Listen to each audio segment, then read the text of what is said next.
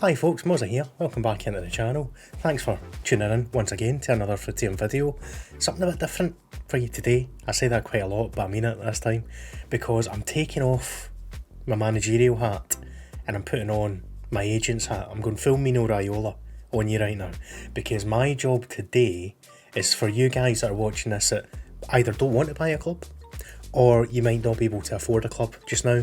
For reference, the floor is around about 0.29 ETH at the minute, Ether, which is quite a bit of money. It's over $800 as the current Ethereum price stands.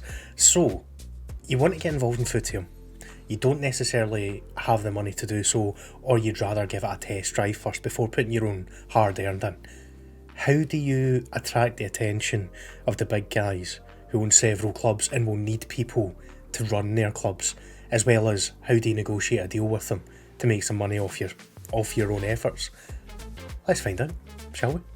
Do me a favour, before we get right into things, consider hitting that like button down the bottom if you're enjoying the video, because it helps more people get to see it, and also the subscribe button right there will make sure my videos hit your subscription inboxes and you'll never miss a Footium or any other crypto type gaming episode that I bring you.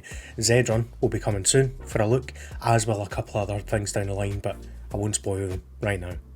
So, to get this video ready, I have spoken to 6 what you would call whales in the space, people that own a minimum of 5 clubs, and I've asked them what they are looking for in scholars.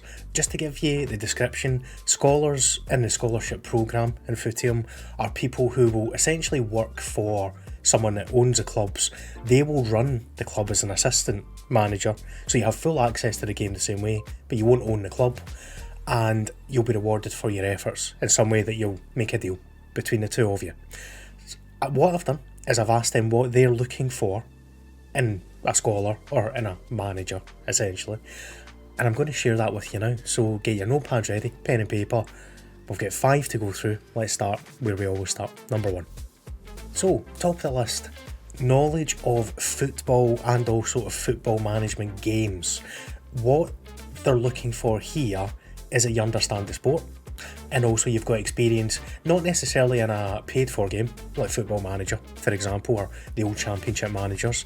Even the freer ones out there, like Top 11 was one that got mentioned to me, OSM was another, that you're aware of football management games and simulations, you've got some experience in them, and if you've got just the more the better, I guess is the easiest way to put it, especially when it comes to football as a whole as well. Just purely watching the sport probably won't be enough for this. You'll need to show a degree of understanding and formations and tactics and a little bit more under the hood of the sport itself. But that will be your setting point, that will be your foundation to build on for essentially your Footium CV at this point. So number 1 was basically an essential thing. Every single one of them told me they needed that. The second one came from half of the guys, which is interesting, because the second one again is a knowledge piece, knowledge of the NFT gaming and the crypto space as a whole.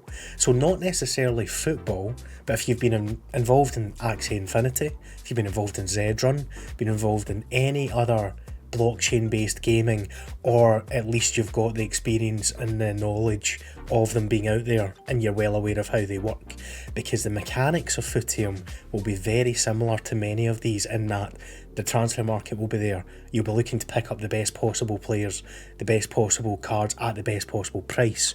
So Rare is another one that's been mentioned a couple of times in this, which I think is fascinating, because obviously it's a completely different style of game, but you'll be very valuable to someone if you've got the experience of the market and So Rare, knowing what price people should go for, picking up bargains, thinking ahead as well is another thing you need to do in So Rare, which could be very valuable in Footium as soon as you learn the mechanics of the system. That leads us on to number 3, and number 3 is a track record in football management games. I'm not saying that you need to come with your Football Manager save that says I brought a non-league team to winning the Champions League in 10 years. What I'm saying is you'll need to go to these guys and show that you have the experience of playing the game and a degree of success. You'll not necessarily need to have save files, but if you go into your Steam for example, you can see how many hours you've put into games. That would be something they'd be interested in. So for me, if you look at my Steam just now, less said the better about how many hours I've ploughed into Football Manager over the last 5-10 years. Moving on swiftly, I could have used that time a wee bit better, couldn't I? By the way, before we move on to number 4, other blockchain games as well will come under the track record piece. So if you have had success in Zedrun, because you've learned how the game works, the mechanics of it, the system, that can only stand you in good stead. The same with games like Axie as well, Cyball that's just starting out, if you're involved with that, because then you've got experience of a game that is at a very similar stage, just a couple of weeks ahead, potentially in the development, so that might give you a foot forward as well. Number 4, and I think this one is probably the second most important, because again, every single one of them told me this, but obviously you need that foundation knowledge of the sport and football management games themselves. But number 4 is being able to be reliable and trustworthy.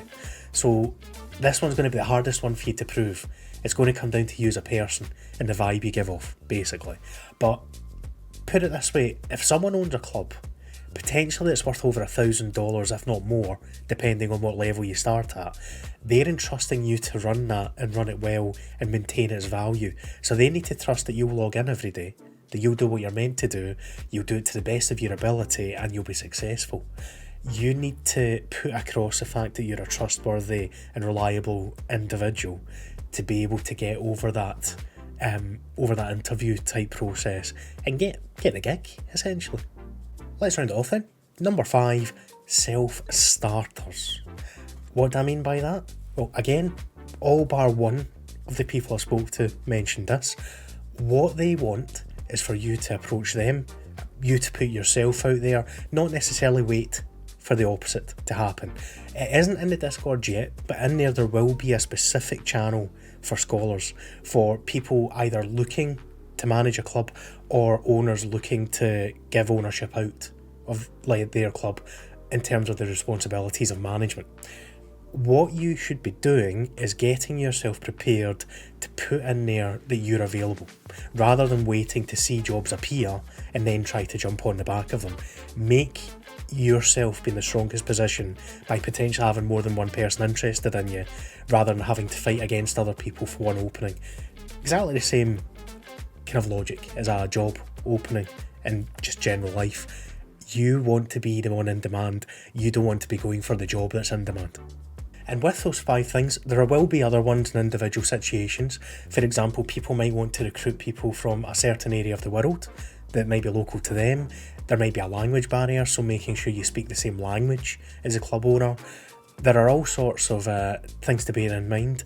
You will find these out by being that self-starter though, and getting in touch and putting yourself out there. And ultimately, you'll make your own luck in this game, from what I can tell. But there is one more thing that I haven't touched on yet. It's probably a good thing to bring in now. I have a community club that Footium, as we touched on back in episode 1 or 2, were kind enough to provide me for this YouTube channel. I will need probably 11 managers for season 1, and bear in mind it has now been delayed to start in quarter 2, so we'll be talking probably April or May this will be for. I have a link which will be shown on the screen and down below in the description to a form. If you want to manage that club, Ketran Villa, for a couple of games, maybe even 4 games, depending on interest, get that form filled in, tell me why you want it, I'll be in touch and we'll make sure you get a chance. And if that club does well, then you use that experience, you then become that self-starter in the channel and say, well, I managed Moz's club, I helped him to get to a promotion, hopefully, give me a job. There's always a way to get in, and hopefully I can provide a few of you with that avenue of opportunity. So we've been through the 5 key aspects of what you should be looking at to become a manager, to become a scholar. We've also touched on my club and the opportunities I'll be giving out. But other managers, unlike myself, you'll be able to negotiate a contract with. What I mean is, I'm basically offering an opportunity for as many people as possible to have a go at Footium and see if they like it. These guys, if you're approaching them and they own several clubs, are interested in profit, they're interested in value, they're interested in their clubs getting higher in the pyramid and doing well. When clubs do well, there is prize money on offer. So you will need to not only put yourself in for an opening and get that agreement, but also negotiate what you're going to be paid. There was a wide variety of answers I got from these guys when I was speaking to them on this. There could be anything to negotiate on a personal level depending on the way you enter into these relationships. But as an overall idea, most seem to be looking to split the revenue from prize money. One or two will consider a part of a value of a club as well, depending on your success. So say if you got 2 promotions, you might then get half the club in value. So when it does get sold, you would receive that as a bonus, essentially, because they made their profits. But in most cases, they'd be looking to go 50-50 on prize money, potentially 60-40. And if you're good and you get a track record, you can maybe negotiate more of a share for yourself. Given that the prize money will be given out monthly, you could be earning this pretty regularly if you're doing well. And also bear in mind that some owners have mentioned to me that they'll consider building in bonuses as well. So they might even give you a Division 8 club if you manage to get their other club up to Division 5, for example. Again, it will come down to the conversations you have with these people, and as soon as you can build a track record up from what you've done previously, say in 3 or 4 seasons, it will become a lot easier for you to get more out of this. All I'll say is don't be too greedy, because there will be a lot of interest initially, and it'll be easy for someone else to come in, take the better offer from the owner's point of view, and they might be offering the same skill set, and they'll go for the easier option for them. So don't chew your hand off too far, but there's an opportunity for you to make some bank at the same time as building your CV up. And hopefully that's proved useful. Just a quick one today, talking about a little couple of things to dwell on, a couple of things to really focus in on as we now approach the scholarship side of things in Footium. I don't anticipate this being ready to go from another month or so. I will be in phase 2 of beta, I can tell you that now. So that should be in the next week or 2 that you'll get to see me in there, and I'll show footage of it. That'll also help you to get to grips with what to expect when you're going to these guys looking for a job. But keep an open mind is the best advice I can give you at this point, because all of the guys I spoke to gave me different answers about what they're looking for in a scholar. So when it comes down to having the conversations about looking to get involved in this way, your best bet is to find out what these owners are looking for, and if it fits with what you can offer, you might have a marriage made in heaven, so to speak. But as always, thank you for watching. Appreciate every single one of you sticking to the end. I will leave that link in the description if you want to take a stint in managing Ketran Villa. Potentially in future, if I buy up more clubs, if I'm in that financial situation, I might actually look at this scholarship situation as well, to give someone who excels with Ketran the chance to manage a club properly. We'll see what happens, and obviously I'll keep you updated with my progress here on YouTube. So make sure you hit that subscribe button if you haven't done so already, to get these videos sent out to you every week, as well as other potential crypto and blockchain gaming videos to come. Hit a like if you haven't done so already, because that will help other people to get to see this. And drop me a comment on what your thoughts are in terms of the scholarship side. If you own a club, what are you looking for in a scholar? Or if you're a potential scholar, a potential manager, what can you offer? Give people ideas in terms of what you want to be and what level you'd like to start at as well, because I think there'll be a lot of us at the bottom tier, and it'll be dog eat dog. It is going to be a fight to get promoted, and I cannot wait. With all that said though, enjoy your weekends, enjoy the week if you're watching it later on, and I'll catch you for the next one. Adios.